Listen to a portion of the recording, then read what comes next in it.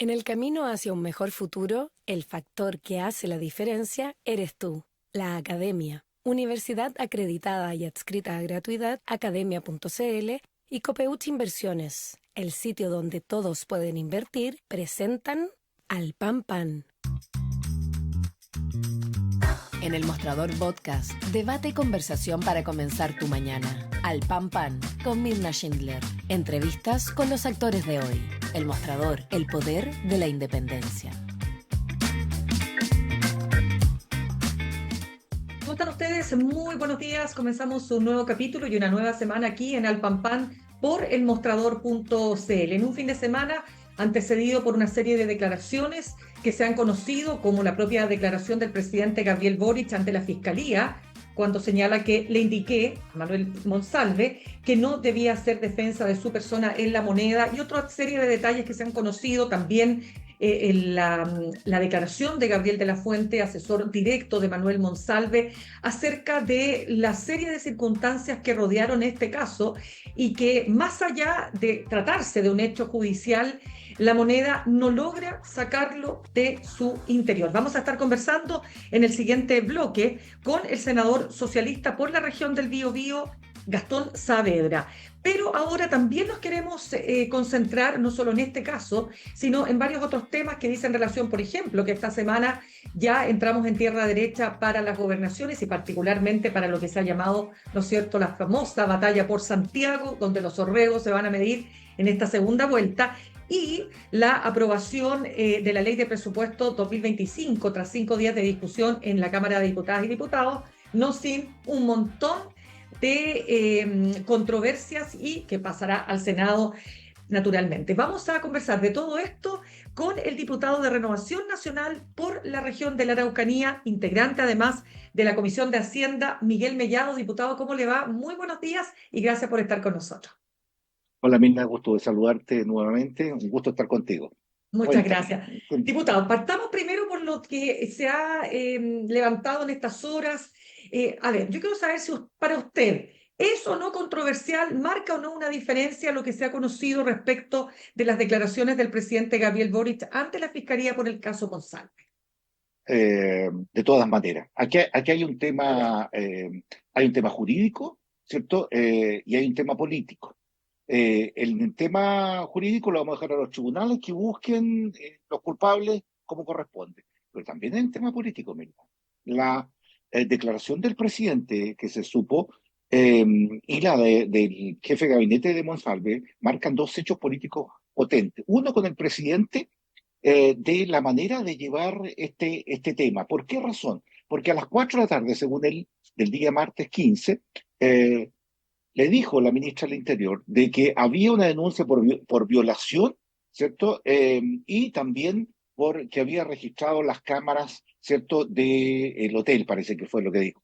Entonces, uno se pregunta, desde el punto de vista político, ¿qué hizo el presidente desde las 4 de la tarde hasta las 8 de la noche del día martes, ¿cierto? ¿A quién consultó? ¿A qué abogado de La Moneda para poder, qué se hace con este tema que es candente sobre la persona que llevaba este tema? Después de eso, uno se pregunta, una vez que conversa con Monsalve y le dice que había salido y que se había curado prácticamente, porque él dijo que lo habían drogado, prácticamente. Bueno, aquí que andaba curado, digamos, un día domingo, donde él era vicepresidente de la Nación, donde tenía que dar al otro día puntos de prensa, no se acordaba de nada, que es la excusa perfecta, digamos. ¿Por qué razón el presidente no otra vez, después de esa declaración, tiene una reunión con sus cercanos, con algún abogado? Tuvo reuniones con Crispe en el segundo piso para que lo asesorara. El presidente no se deja asesorar en nada. Ahí hay esa primera parte de esa declaración del presidente me llama poderosamente la atención. Me llama poderosamente también la atención que la ministra del Interior, jefa directa, ¿no? No haya accionado absolutamente nada sobre cuando supo de este caso.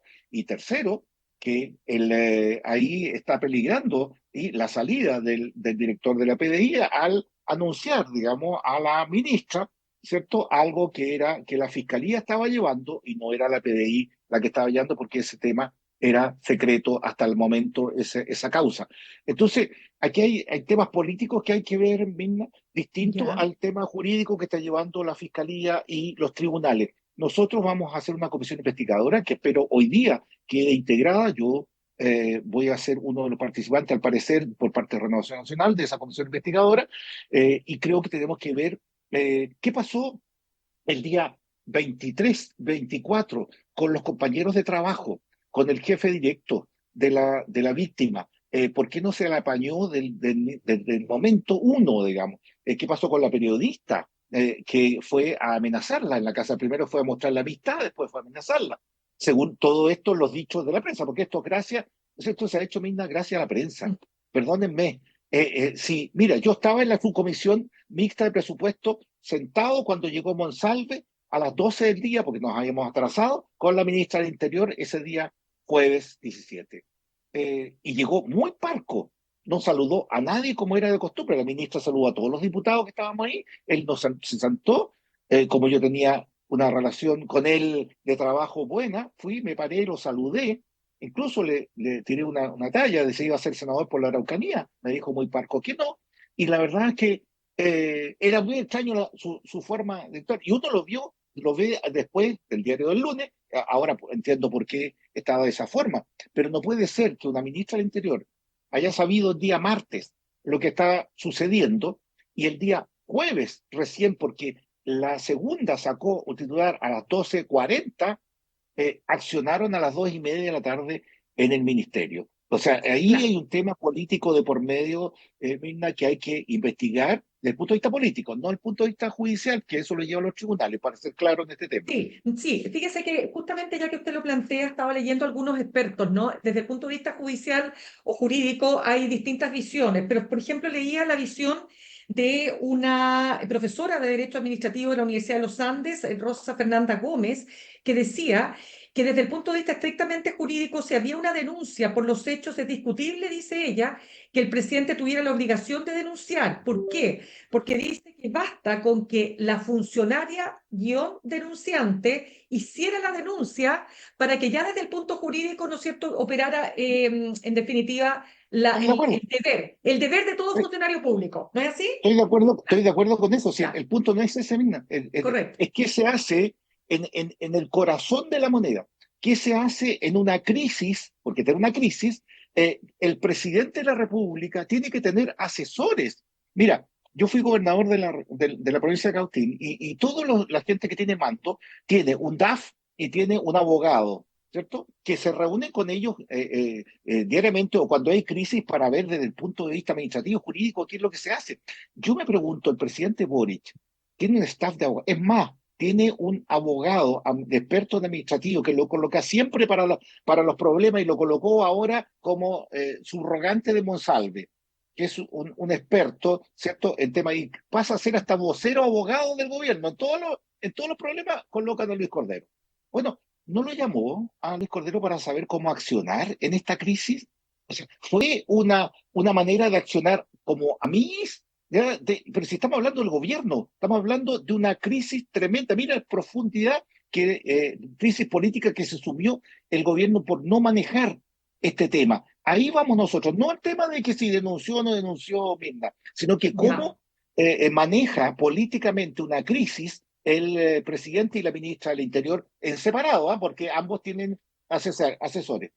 Ya, pero déjeme preguntarle más todavía sobre este tema que no deja de ser importante porque esto también va a marcar un antes y un después para cualquier otra administración que venga. Pero, por ejemplo, se lo planteo de la siguiente manera. En una entrevista ayer Eugenio Tironi, experto en comunicación, decía, bueno, primero dice, esto es un golpe emocional muy grande, porque normalmente es una persona de mucha confianza, ni más ni menos que el subsecretario del Interior.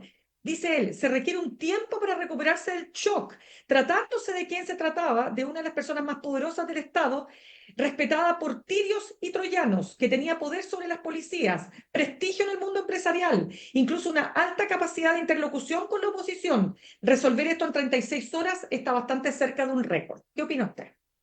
No, estoy completamente en desacuerdo.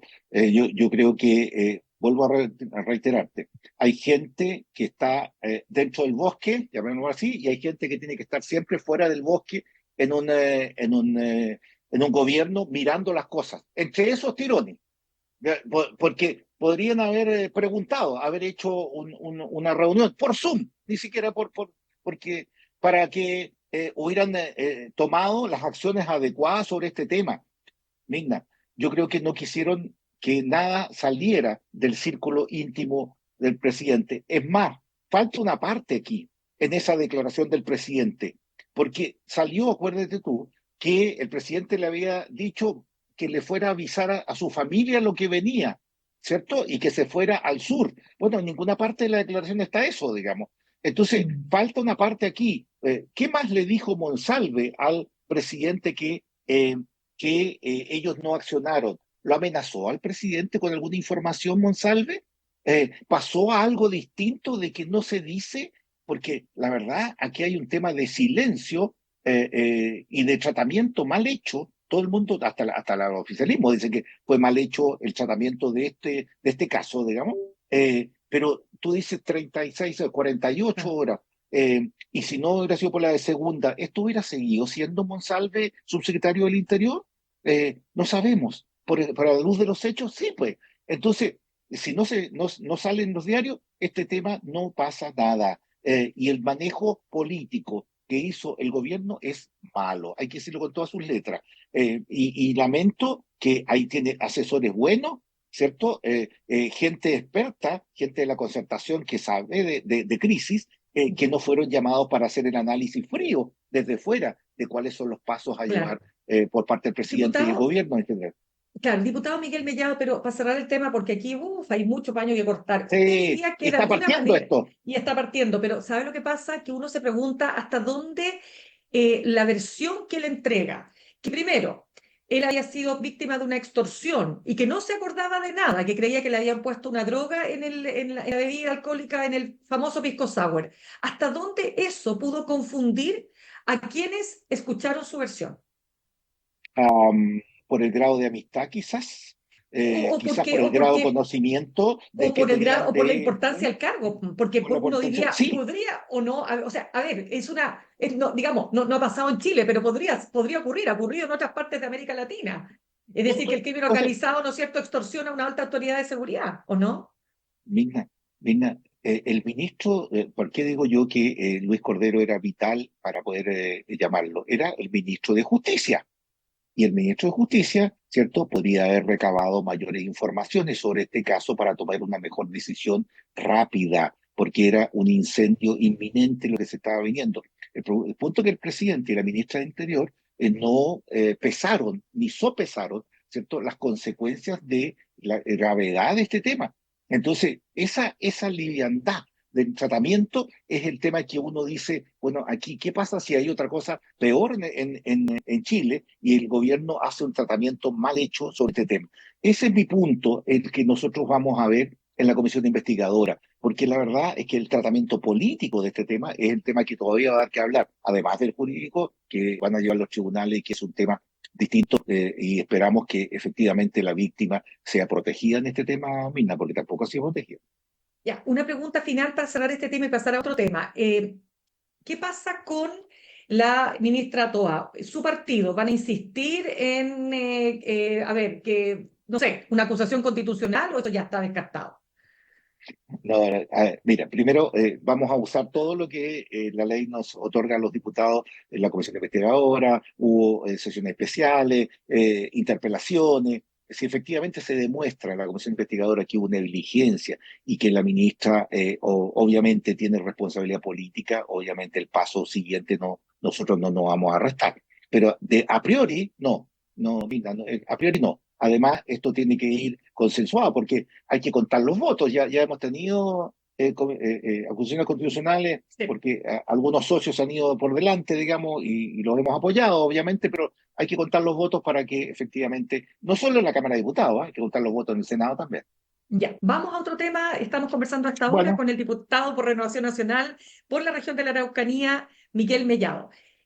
Diputado, entramos en tierra derecha en las segundas partes de las, es decir, ya en el repechaje, ¿no es cierto?, de las gobernaciones. Y quiero preguntarle, ¿qué se juega para usted en Santiago, a en la ver, región metropolitana? la región metropolitana es la región más grande del país, tiene más de 6 millones de habitantes. Así como Santiago fue la madre de todas las batallas, la municipalidad, y siempre se quiere tener el mando de la municipalidad de Santiago, y ahí de una gran batalla, Mario Desbordes. Eh, y la verdad es que es un ícono tener la municipalidad de Santiago. Ahora, antes no habían las gobernaciones, ¿cierto? En elección popular, Mirna, porque eran las Ujú. intendencias.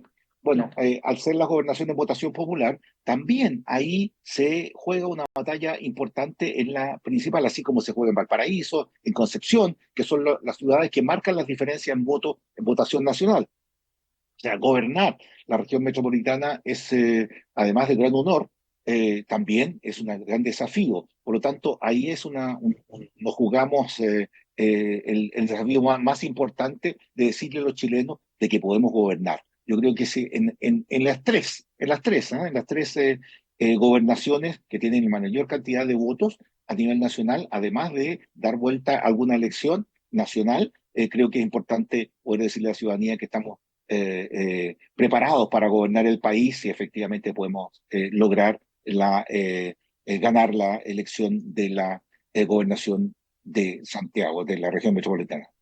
Claro, pero quiero preguntarle respecto del punto, porque aquí la pelea naturalmente está entre un Claudio Rego que viene, ¿no es cierto?, como incumbente y un Francisco Rego que viene como un desafiante.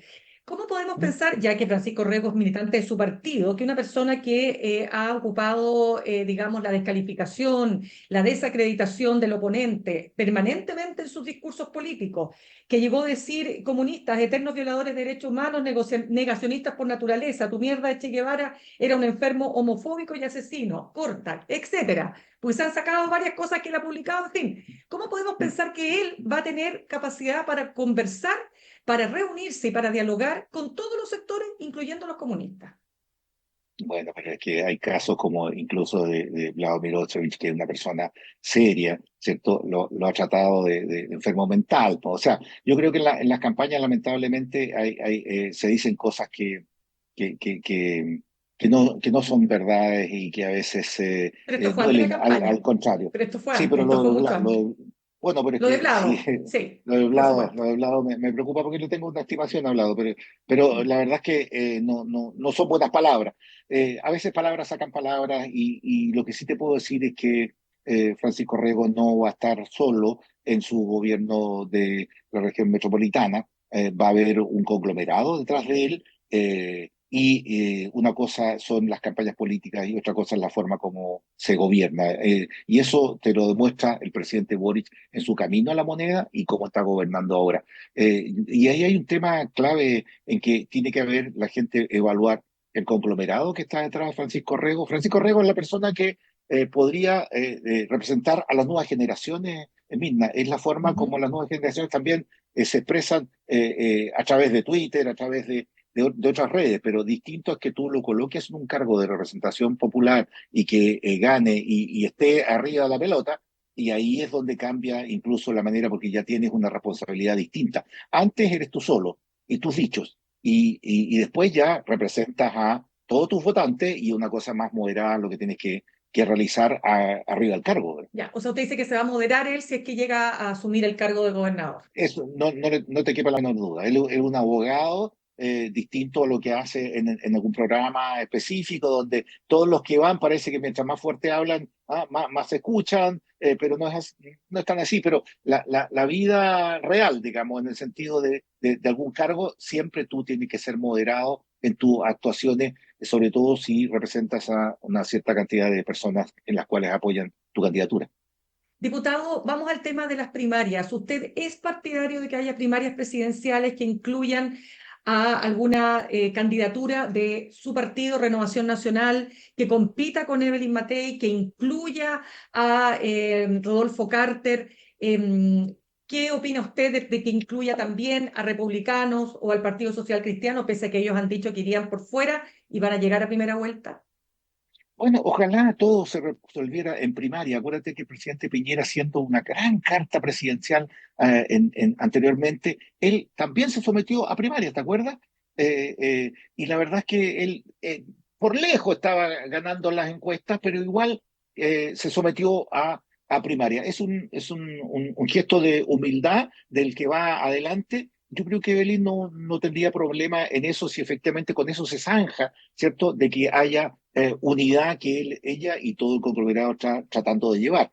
Pero nadie está obligado a lo imposible, Mirna, si algunos no quieren, digamos. O sea, si en el lado de demócratas, que ojalá estén también en una primaria con nosotros, social cristiano, que tuvo una buena votación en algunos municipios del país. Creo que es importante ver que el futuro del país no nos pertenece a nosotros, sino que tenemos que entregárselo a los chilenos. Y aquí esperamos que así sea. Pero si no estamos, si eso no se puede, Mirna, tampoco la primera vuelta, ¿cierto? Es tan desastrosa, digamos, para esto. Y los que pasen a segunda vuelta, obviamente, tienen que ser apoyados, como lo hizo José Antonio Kast, obviamente, con Sebastián Piñera en la segunda vuelta la vez pasada.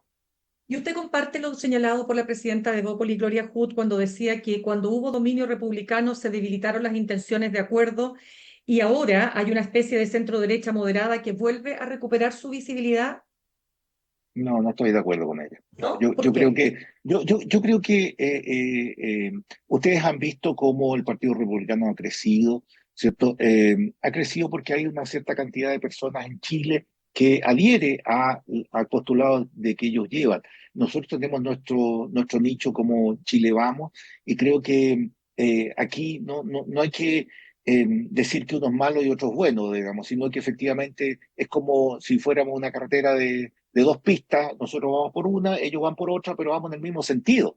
Eh, Somos primos hermanos, yo creo que no hay que descalificarse unos a otros porque la verdad es que ellos son, llevan su mirada un poco más fuerte que la que nosotros tenemos. En todo el mundo hay gente que está más a la derecha de otros, pero eso no significa que no quieran llegar a acuerdos. Yo lo he visto en el Congreso, ellos son más duros para negociar, pero sí también llegan a acuerdos. Entonces, no es la mirada de fuera, digamos, de Gloria que yo lamento esa mirada porque creo que deberíamos estar un poquito con el tono distinto, digamos, para poder efectivamente llegar a acuerdos las derechas en una mirada de país, como te lo digo, en distintas pistas, en una misma carretera, en un mismo sentido, pero sí vamos remando hacia el mismo lugar porque el destino es uno solo, que es el bien de Chile. Ya, pero no es una forma también de confirmar lo que dice Gloria Hood cuando el propio Partido Republicano, y en palabras de su diputado Cristian Araya, se ufanan de haber rechazado el financiamiento de los SLEP para detener su implementación.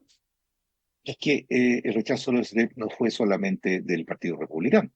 Acuérdate tú que fue de todos, nosotros incluso primero fue en la mixta. ¿Ya? Y te digo más, con mayor fuerza que ha rechazado los SLEP es Yasna Proboste, demócrata cristiana. No somos nosotros, digamos, somos nosotros también, porque ahí hay dos temas, Mirna. Uno es el tema de infraestructura y otro el tema de calidad de la educación que se está dando en los SLEP.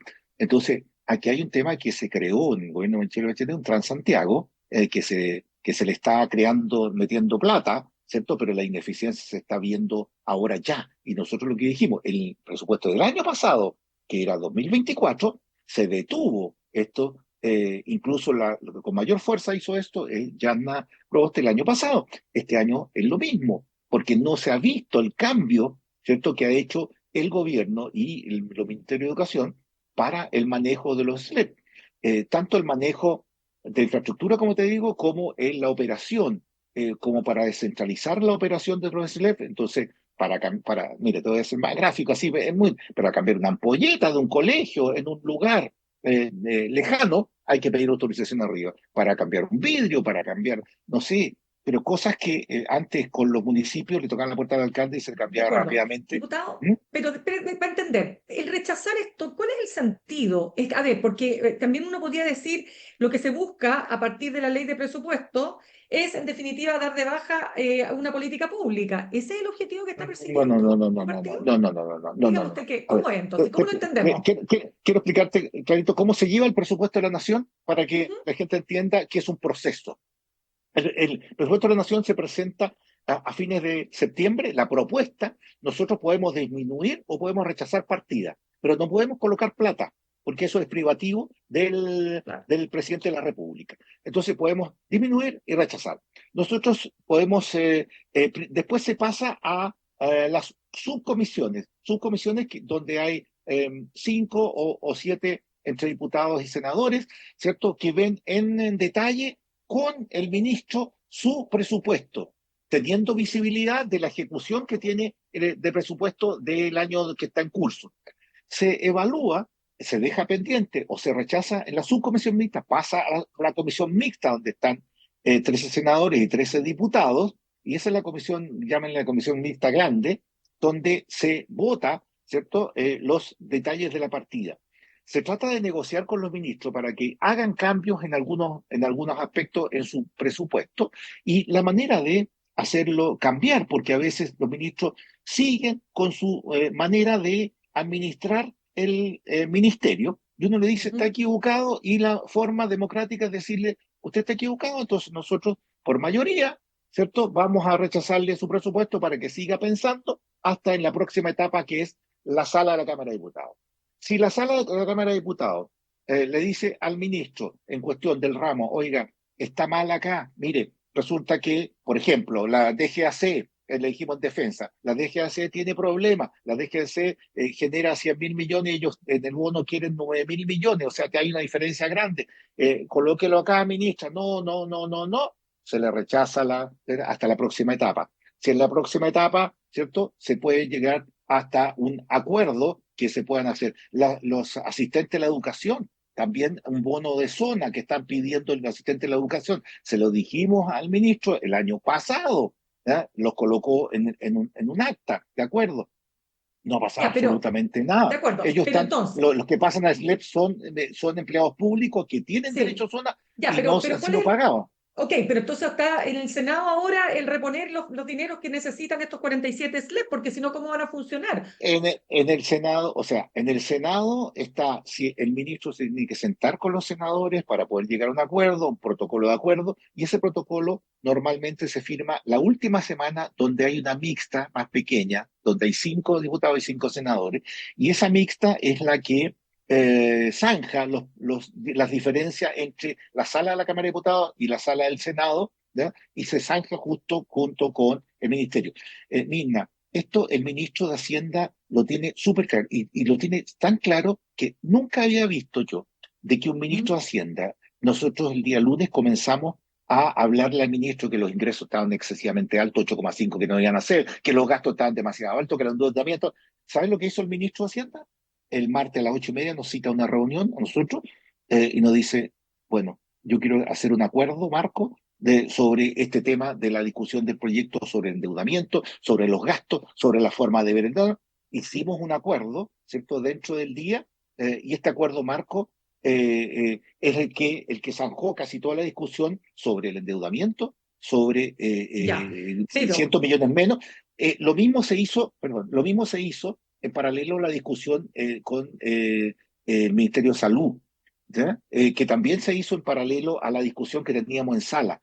Entonces, el ministro de Hacienda entiende, ¿cierto?, que hay cosas que hay que colocarlo en ciertos protocolos de acuerdo para ir zanjando y ir sacando las piedritas del camino. Creo que es importante ya, porque nosotros tenemos ese mandato de la ciudadanía de lograr algunos sí, objetivos, ¿cierto? Y eso es lo que los de ministros no acuerdo. entienden a veces. Pero solo de nuevo le quiero precisar. Sí, ¿Hay un afán a partir de esta misma discusión de terminar con los SLEP y devolver los liceos públicos a las municipalidades? ya Así, no se puede, derechamente. ya es ley. No, no, ya es ley, hay Correcto. que llevarlo a cabo, ¿cierto? Pero queremos que se lleve a cabo bien, por el bien de los niños. Mirna, los niños tienen que saber leer en junio, julio, primero básico y no lo están haciendo, están ni en segundo ni en tercero. O sea, ahí hay un problema. Los niños tienen que tener, como corresponde, la infraestructura, baño, colegio, tienen sala, pero tampoco sucede en muchos SLEP. Entonces, bueno, hagámoslo bien, pero hagámoslo bien, pues, con buena gestión. Y ese es el tema que se reclama. Mire, tú deberías consultarle a Yana Proboste muy encima. Yana y Pepe García están los dos muy encima en la Comisión de Educación en el Senado, y han visto que este tema no está con mucha fuerza llevándose ¿cierto?, a cabo por parte del ministro. Ya, y diputado, lo último porque se nos acabó el tiempo, el presupuesto para el INDH, porque ahí uno se pregunta cuánto hay de la Cámara de Diputados, cuánto hay de show mediático también, porque usted comprenderá que darle 1.000 pesos al Instituto Nacional de Derechos Humanos, ¿qué es eso? Eso viene de la mixta, Mirna, no es de la Cámara de Diputados. En la Cámara de Diputados Ya. el gobierno debió haber repuesto ese monto y no lo repuso. Se olvidaron de reponerlo. O a lo mejor ¿Pero a usted qué le parece que la mixta haya decidido darle 1.000 pesos al Instituto Nacional de Derechos Humanos? es un llamado de atención para la INDH, que efectivamente es su misión, lo que está haciendo, tiene que abrirse un poquito más a los derechos humanos de todos los chilenos, no de Perdón, me de cierta parte. equivoqué. Diputado, que me acaba de confirmar mi productor, 1 peso, ni siquiera 1.000, Sí, perdón, pero hay que sí, sí, dejarlo sí, claro. sí, No. sí, claro. No, sí, da lo mismo, sí, es la rebaja, es la señal para decirle que el INDH efectivamente sea un instituto que vea los derechos humanos de todos los chilenos, no de una parte de los chilenos. Y ese es un tema que a nosotros nos preocupa montones.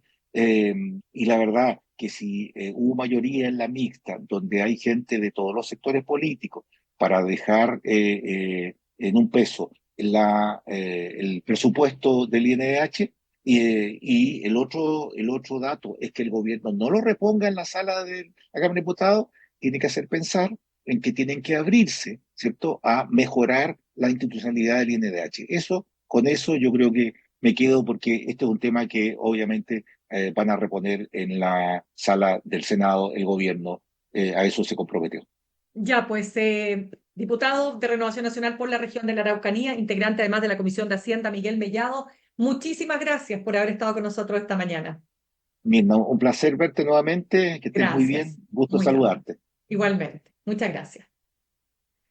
Saludamos a nuestros auspiciadores. Ahorrar cotidianamente se puede y de forma organizada, rápida y online con Ahorrando, la nueva funcionalidad de tu app Coopeuch, en donde puedes programar ahorros de manera fácil y entretenida, eligiendo tus propias reglas y metas. Haz que el ahorro sea parte de tu vida con Ahorrando de Coopeuch.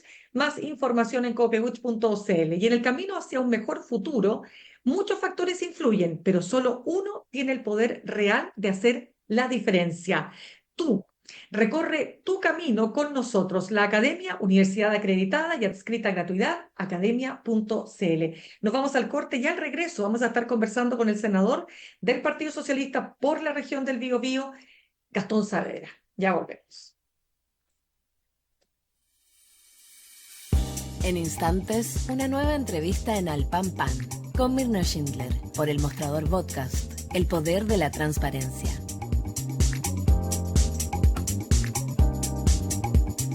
En Coopeuch cada vez somos más socios. Y cada año tenemos una buena